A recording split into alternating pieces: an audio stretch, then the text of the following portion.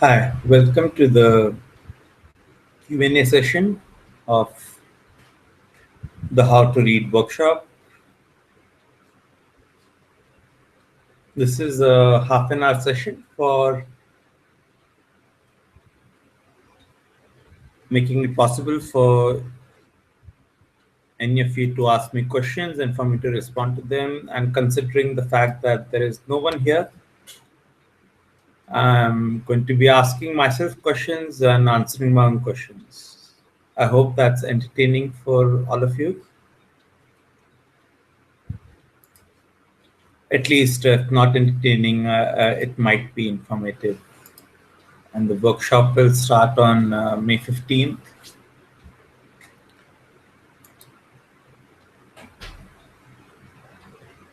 So I hope you'll be joining us.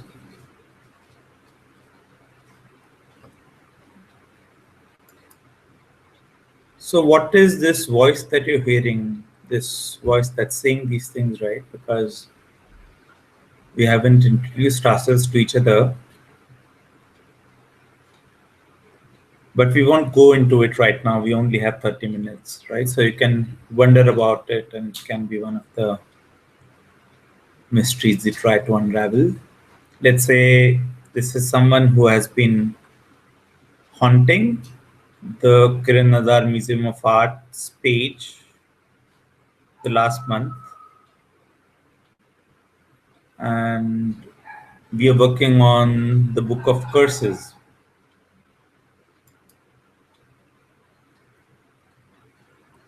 When you when you think of a curse, when you think about a curse,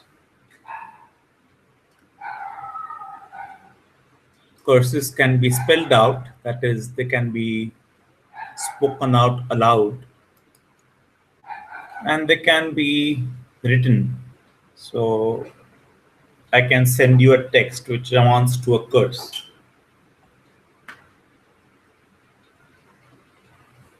And both should work, right? So the written curse cannot just seem like a fragment of text which doesn't have any effect on me, and it should work as potently as the spoken curse. Why is that? Because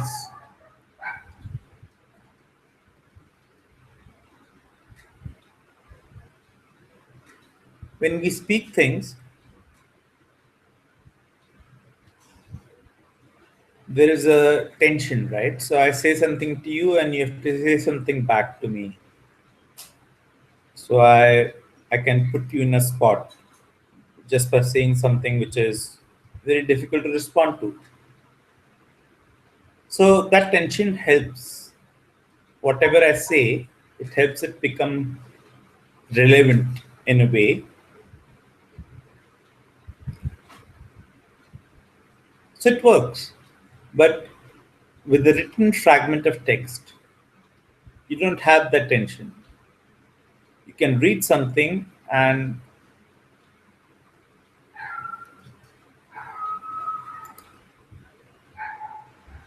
you need not feel compelled to respond to me at all. So how do we make it? How do we make that experience of you reading a written curse, a text, a piece of text, as much as something which holds as much tension as the spoken curse? That's in essence what the workshop is about. Now, when you go to the workshop outline page, the one I've posted on the event page, the first thing you might need a read in the set of instructions I've posted there. Now, the second thing you might read is that you have 9 hours to process the whole workshop. That's like 3 hours a day. And some of you might find that daunting, right? So It's like you don't find a minute in the day to think about yourself. And how can I expect you to spend 3 hours in the day to think about curses, right? So that's fine. What is fine is the fact that this is a format.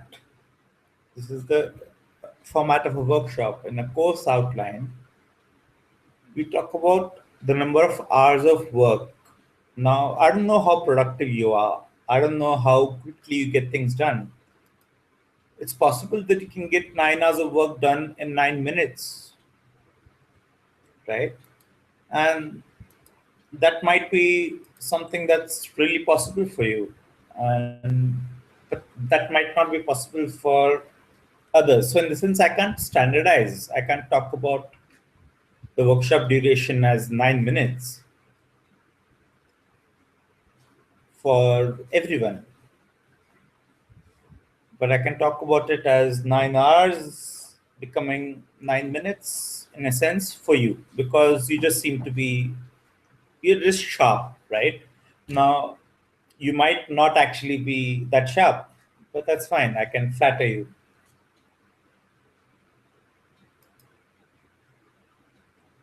And I think maybe I'll also change the instructions to read a different set of durations. So it can be 9 hours, 9 minutes, 9 seconds at the same time. So let's go beyond that because but I started with that because that has actually been the stumbling block for many of you. I've spoken to you on chat on Facebook and you've told me honestly that it's too much and it's too much for something which is essentially, you know,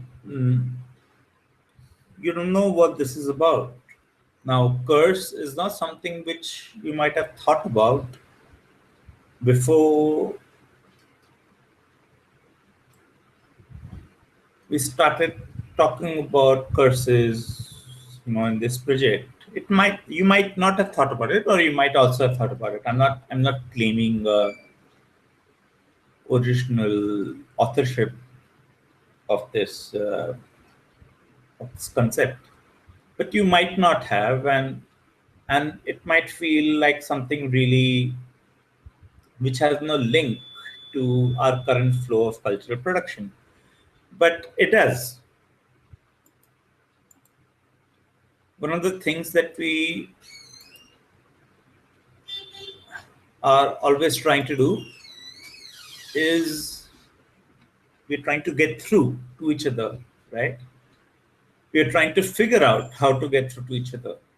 We don't really know how. We don't have a way which works. We teach communication in universities and all that, but they just teach skills. They don't teach you to actually get through. They are best case scenarios at best. It's just like, okay, if you do this, it might be something that helps you get through. But when you are thinking about getting through, you're essentially thinking about reading, thinking about how will someone whom you don't know be able to work through the set of clues that you have populated in the text that you have framed and put it together, unravel the puzzle, right? So most puzzles can be solved in a limited number of ways, maybe even one way, right? They're given by a set of rules, and those rules most often they work. So we don't really have any set of rules such as the ones governing puzzles for texts. There's no standardized, definitive way of drawing meaning out of texts. So when we think about this question, when you think about how to get through, and in that sense, when you're thinking about reading, then we go to the most common association that we have made in our everyday, transactional cultural exchange with reading is reading text. So we do that. I'm not saying all reading is equivalent to reading text, but that's something to start from. Let's say we figure out how to read text. Let's say we figure out how to draw meaning from text in a uniform, in a replicable way. We can expand that. We can expand that to how to read experiences. We can expand that to how to read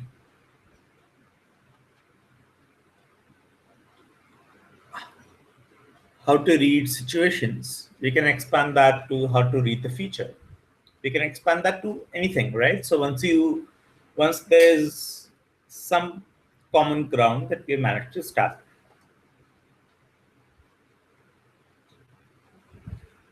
So that's how we get into talking about how to read. That's why we are doing this. That's the rationale, right? That's the purpose. That's what we're doing here.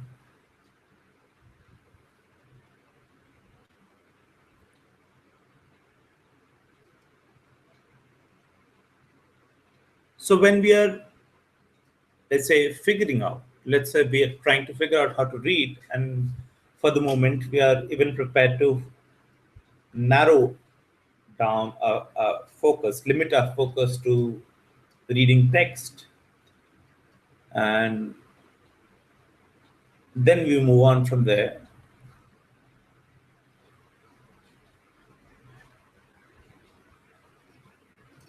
So what do we do? What is the first thing we do?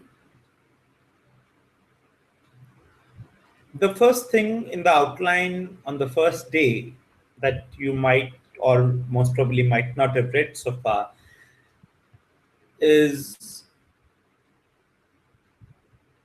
this instruction.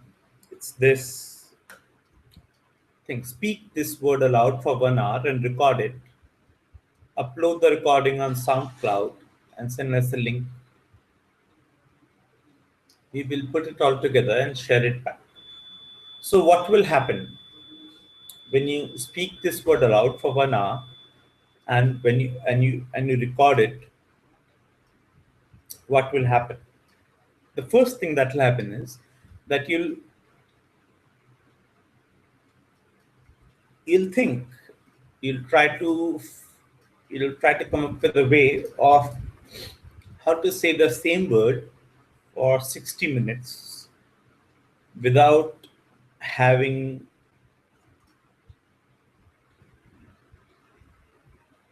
any rhythm, any pattern of how you're saying it. So you'll come up with a pattern, let's say. When we repeat things, we form patterns, right? So you'll come up with a pattern. Now, this pattern that will be inherent in the soundtrack that you record and send. Now, I'm really hoping that some of you will do this just because it will be fun to listen to. But when you record this track and send it to us, what will be clear to you will be the pattern that is inherent in any repeated sound, right? So you will be let's say, I mean, it's a matter of degrees. I don't know how much each of you will become sensitive to this, but it's a it's a point where we can start from. Let's say you have some, you're open, let's say, recognizing the pattern in your own repetition of this one word, and you're able to extrapolate it into understanding the of pattern that is inherent in all the sounds around us. So I'm speaking right now, and you'll be able to, let's say,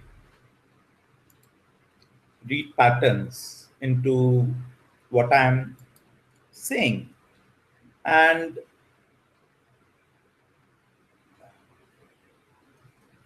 this pattern is actually, it's a meta layer in language. It's above language, right? So okay, you have the meaning in something that you say, or you communicate through text or whatever, but you have that meaning. But then you have this rhythm, this pattern of sounds that you make when you say that, and that pattern is communicated quicker than the meaning, and and that can be used as well, right? So that pattern. So I'm not just talking about meter. I'm not talking about, of course, meter is inherent to poetry, and and that's something which poets work on all the time in trying to encode a rhythm into words and constructing a kind of temporal, let's say, musicality in the written word. We're not talking about that. That is a fine aesthetic, let's say, point in,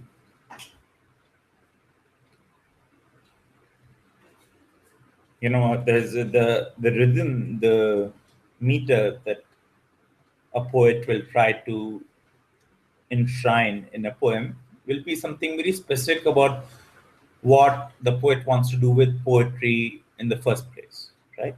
It's part of the poet's statement. I'm not going in so deep. I'm not going into the authorial position of, okay, let's think about how we can use this rhythm to individually populate messages and meanings. Because we're not even trying to, because what we're trying to do is not go into the individuation of messages, but the commonality of messages. We're trying to think about how to get through. In getting through, we need to think about how a message, how some specific intent can be grasped by as many people in a consistent way as possible. So when we speak this word aloud for 1 hour and record it and send, and in that sense share it back, my intent in keeping this as the first step in the workshop is that this pattern is something that you become aware of. If you're not already aware of it, you might already be aware of it, but becoming aware of it again, just in terms of, and just to follow the flow of the workshop, is something you can do, just to just for us to stay connected. And if it's a question of 9 minutes, if you're really so sharp, which I'm excited about discovering, that you are, and finding that out when you send us a track, then yeah, it won't be that much work.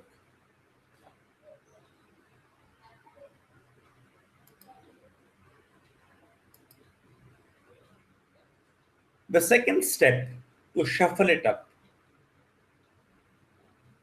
just to break away from the relationship with content. And this pattern has nothing to do with content, right? But for you to understand that, for you to be aware of that, because we are obsessed with content. We are obsessed with what we are saying. We don't need to be so obsessed about it. Let's say we need to think as much, if not more and not less. We need to at least think as much about how we say what we say. That's where it links back to the pattern. So you'll replace the word, right? So the word which you had spoken repeatedly for an hour in the first step, you'll replace it. Which other word could possibly speak for some other version of you? So you come up with some other word that you identify with strongly, and or you don't. I mean, right? So if the objective is to break your relationship with content, it actually can. If it's a version that we see, it's a version. Once you have a version, then you have already broken away from the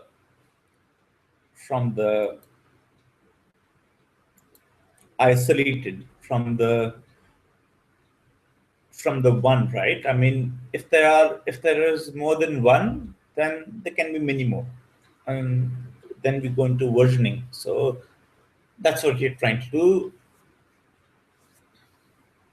And if this word that you select, which is depicting another version of here, this word is from another language that is totally foreign to you, that you know nothing about, that you don't understand in the same way that you understand, let's say, a language that you speak every day. It's good. It will help you zone out. It will help you get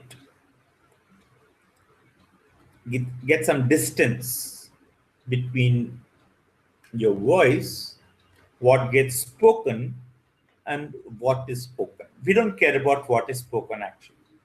And at this stage, right? So we will care about it. We have to care about it, but we'll get to that. Right?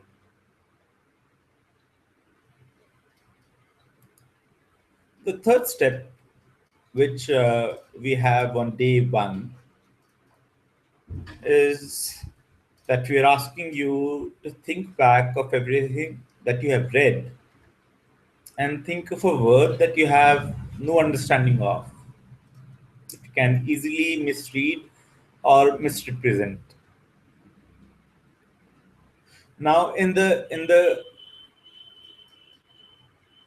misreading, that's where something called, something we refer to as your intent to read. That's when that gets produced, right? So, of course, we've spoken a fair bit about. I mean, the actually there is a popular, there is a kind of it's almost a mythology. There's a conventional way to think about text, as in the text states and experience expands, right? So when you have something visual, when you have something experiential, as in something that really happens in the space where you're in, then you can interpret that in many ways. But when you read something, when something's written on page, then that it says, and there's something that you can interpret, and sometimes you can interpret a lot, because that's what literature will go on about. But there are some things that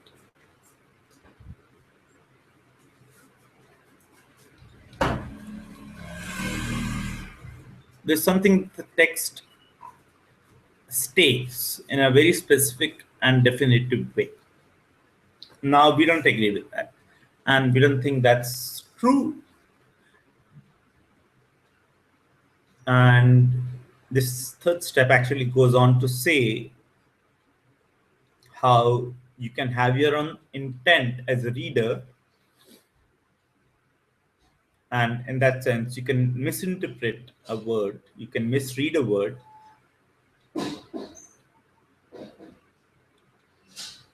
and until you stand corrected, which I think should never happen, half of the unraveling with language happens when you make your own misreadings and you stick to them. When you insist on the position that you have as a reader. Now, it might seem that what we are trying to do is contrary to our own purposes. If we have, let's say, a leeway in the scope of reading, then how will we ever get through? So, what we in getting through, what we want is a limited scope, and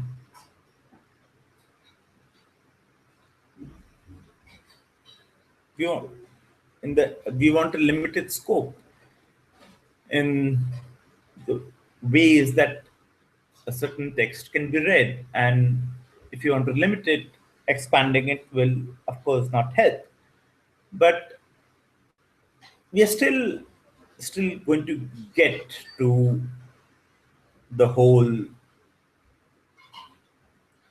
process of getting through is something we arrive at, right? So misreading and using that word and actually in trying to replace it and as a word that you speak for 1 hour and record it, when you replace that word with a word that you have misread or misinterpreted, what you do is you is that you allow your own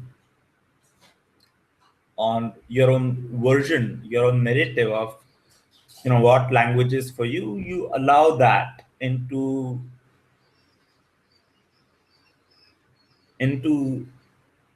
the sound that you make, right? And we want that. We want you to be able to treat your voice as an instrument.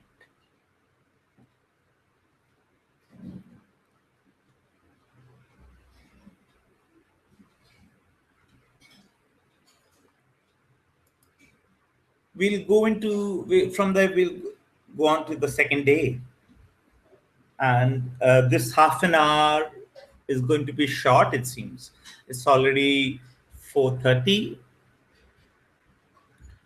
but I hope the hangout doesn't stop on its own because I'd set the 30-minute duration. But so I'll just go on, right? And I'll try and give you a complete overview of what this workshop is about. On the first step of the second day, the fourth step in the whole workshop is that, okay, so you write one line of text about who you seem to be on a piece of paper. That is, you describe yourself in one sentence. Mark the points of friction with another color in this one sentence. Now, what is this word doing?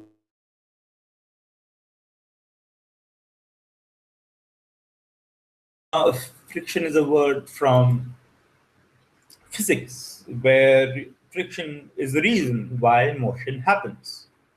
So if there were no friction, things wouldn't move. And that's the reason.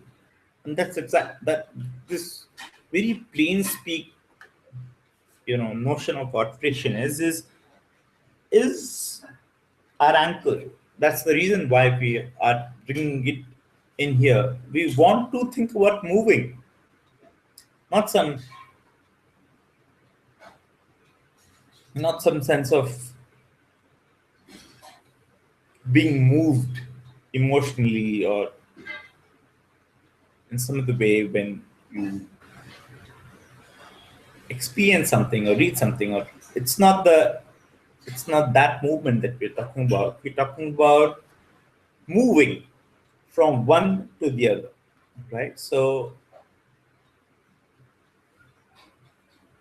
if a curse does nothing else, it moves you. It moves you from the point of being someone who is, let's say you get cursed, right? So when you get cursed, someone curses you and you get cursed, what happens, right? So you move from being an ordinary listener to someone who suffers damage, who who is in that sense inflicted upon, right? So the the person who curses you is able to move you from your position of security, from your position of absolute, you know, there's a sense of there is a sense of fixity in terms of how each of us thinks about our future. But when it gets cursed, that that breaks, right? So we, for an instant, if at least for an instant, we imagine ourselves coming to a very bad end or suffering a very bad kind of transition, if nothing else. And that is a movement because, yeah, we can think about ourselves being in a very harmonious relationship with our environment and, okay, someone who is reasonably secure from, who's not vulnerable to machinations of people around us, right? So that people try to manipulate us, people try to do all kinds of things, and we think that we're reasonably safe, right? But when we get cursed, we realize that we're not, and that's friction. That's friction because it causes movement, right? And so if you write a sentence, let's say, if you take this sentence itself, identify this friction and develop it further, I would say the, the points of, you know, okay, so I don't think we can really analyze this sentence. Let's take another. We need an abrasion. We need an abrasion, right? We need an abrasive quality in the sentence to, and that point of abrasion, that friction, is what you need to mark. So, yeah, okay. So I won't give you an example right now because this text which I currently have in front of me is written in a very illustrative way. It actually states the outline of this workshop, and it's actually not trying to move you. It's not a set of courses, but if you have been seeing some of the courses which we have been posting on the QnA Museum of Art page, then you know what I mean, right? So yeah, they instantly make you feel uneasy about what you might come to, and we need to know why we're doing this step. Is we need to know how to do this, right? so that we can replicate it again and again, and we can do it with the specific intention of doing it.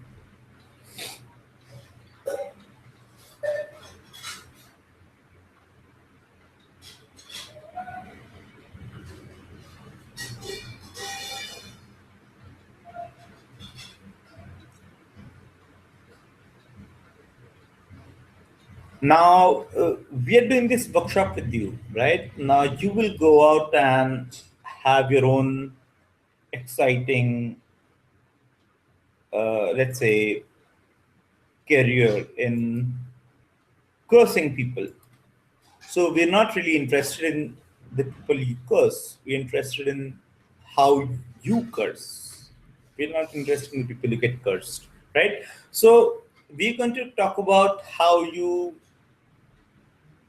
protect yourself. We don't care about the damage you inflict, right?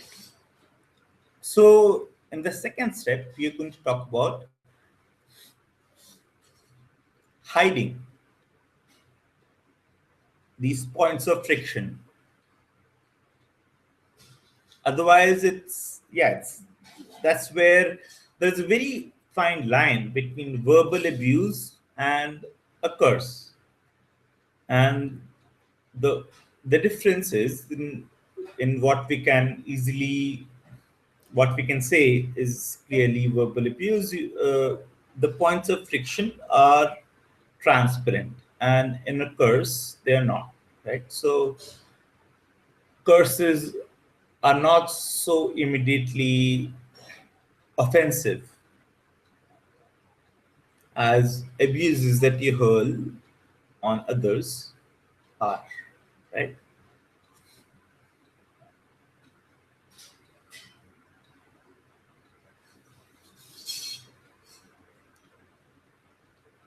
The last step in what we do on the second day is going to, yeah, it's going to sharpen your language. Now that might be a word which some of you have a problem with, sharpen. So because sharpening seems to be a matter of degrees, right? So there's less sharp, there's dull, and there's more sharp, and there's no reason for any of you to actually accept that how we use language right now is dull, and I'm not here to try and make you accept that, right? Now, because I don't think it's a matter of degrees. Now, sharpening is about when you sharpen a pencil, what do? You shave away the wood to expose the lead, the core, the graphite more, right? And it's a that's what it is. So it's a disambiguation exercise, right? It's an exercise in which we will pull away some shrouds, some ways that you have actually used to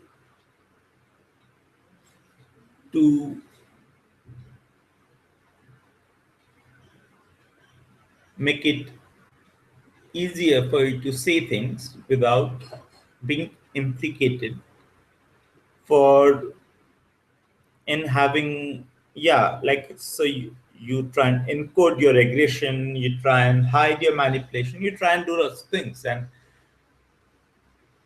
but when we talk about this task of sharpening language, we're talking about dismantling that whole that whole those structures that we have put in place and kind of making it difficult for us to get through. And yeah, we are only talking about dismantling, and then we can choose to reveal and expose as much as we want to by the means of our use of sharp language, not by the means of our inability to access language in its you know, in its most potent form, right? So this might seem a little bit all over the place, but if you read R6, day 2, you will know what I'm talking about. It's on the outline link on the same page, right?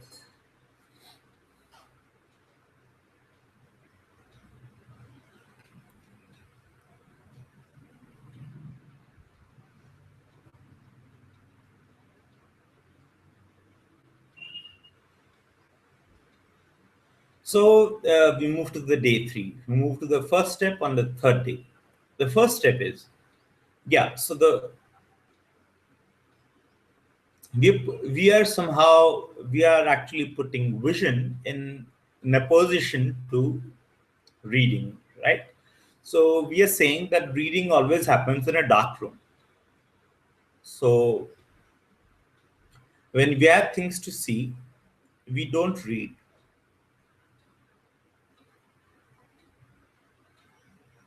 We'll talk about this for a bit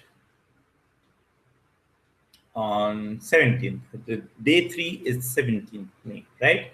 We'll talk about this a little bit on 17th, but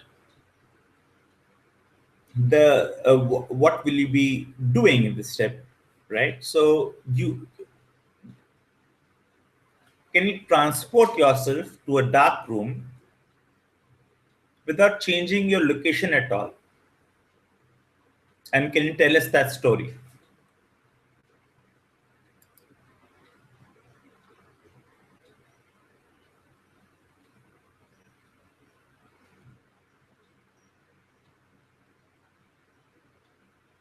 So we want you to be able to recognize the isolated envelope within which you read, and we want you to, yeah, we want you to recognize that, and we want you to describe it. So right, so when you read a text, you feel close to the author of the text if you like the text, if it's something that you want to read. And that proximity, that closeness, is something which helps you become, feel a kind of immersion in you feel immersed in reading, in that episode reading, and you, at some level, at some point, you enter into this isolated channel of exchange with the text. You are reading it in a dark room, so to say, right? We want you to see if that, how that works for you, and describe it to us.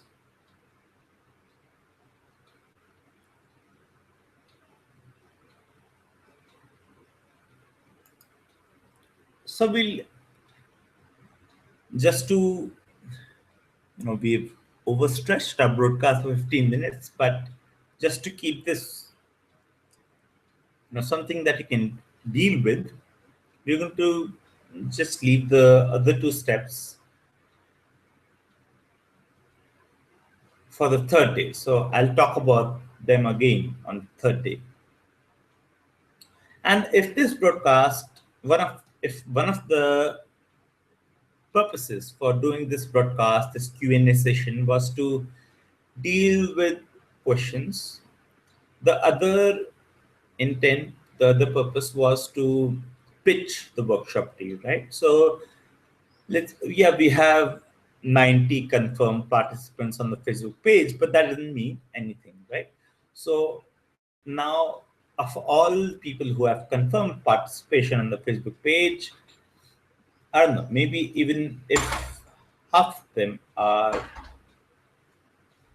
keen to actually do the workshop, that will be a very that won't be a very realistic understanding. So, but like I would like to invite each of you to consider, right? Now, if this session felt loose, if this broadcast felt loose, that's fine. Talking to yourself is not so easy as talking to someone else, because you don't have the immediate feedback from the listener. You understand what you're saying, and you understand what you're listening to. What you're listening to is what you're saying, right? So it's a short circuit. It's not incredibly easy to adhere to a script when you're essentially talking to yourself. And you, the listener, the participant, is absent here, right? So it's something that I am okay with. I understand that this broadcast might have you feel that, this is really some stretch of wilderness that we are wandering into, and that's fine, right? So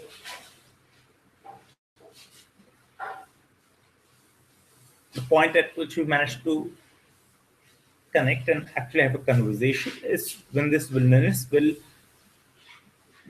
become something that you have a map for. You'll know how to navigate this. And yeah, we stop here.